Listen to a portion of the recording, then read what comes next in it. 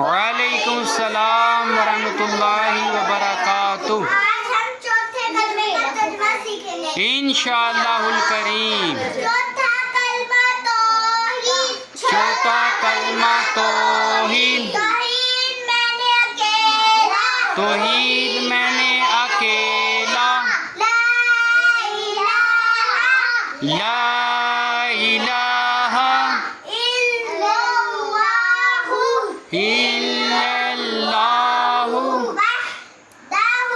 وحدہ لا شریک لہ لا شریک لہ لہ الملک لہ الملک ولہ الحمد ولہ الحمد یحیی ویمیت ویمیت وہو وہو حی لا یموت حی لا یموت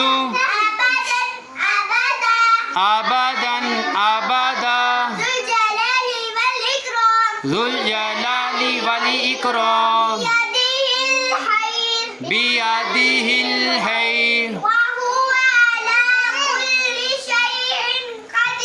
وہو شیء قدیر علی کل شیء قدیر۔